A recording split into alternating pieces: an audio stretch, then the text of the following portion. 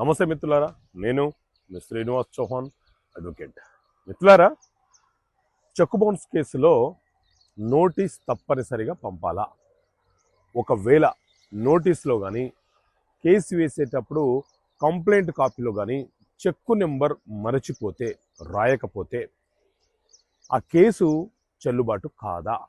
So మిత్రులారా, NI act, negotiable instrument act ప్రకారంగా ఎవరైనా ఒక వ్యక్తి మనకు చెక్ ఇచ్చి మోసం చేస్తే వాళ్ళ మీద మనము చెక్ బౌన్స్ కేసు ఫైల్ చేస్తాము. అయితే చెక్ బౌన్స్ కేసు ఫైల్ చేయాలంటే ఎన్ఐ యాక్ట్ ప్రకారంగా తప్పనిసరిగా ఎవరైతే మనకు చెక్ ఇచ్చారో ఆ వ్యక్తికి బ్యాంకు నుంచి మనకు ఆ చెక్కు చెల్లుబాటు కావటం లేదని ఒక రిటర్న్ మెమో వస్తుందో ఆ తర్వాత మనము నోటీసు తప్పనిసరిగా పంపాలి. నోటీస్ పంపిన తర్వాత వాళ్లకు 15 రోజుల సమయము ఇవ్వాలి రీపేమెంట్ కోసం.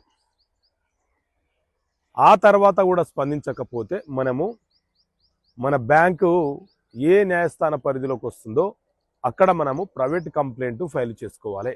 అయితే నోటీసులో కానీ లేకపోతే న్యాయస్థానంలో కేసు వేసేటప్పుడు ప్రైవేట్ కంప్లైంట్లో రాసేటప్పుడు ఆ కంటెంట్లో ఎక్కడైనా పొరపాటున చెక్కు నెంబర్ రాయకుండా వదిలివేస్తే మరచిపోతే ఆ కేసు అనేది చెల్లుబాటు కాదు. నోటీస్లోనైనా సరే కంప్లైంట్ కాపీలోనైనా సరే తప్పనిసరిగా చెక్కు నెంబరు మెన్షన్ చేయాలి. చెక్కు నెంబరు, ఆ చెక్కు మీద ఉన్న డేటు, ఎప్పుడు రిటర్న్ మెమో వచ్చిందో ఆ డేటు తప్పనిసరిగా మనము ప్రస్తావిస్తూ నోటీస్ పంపించాలి.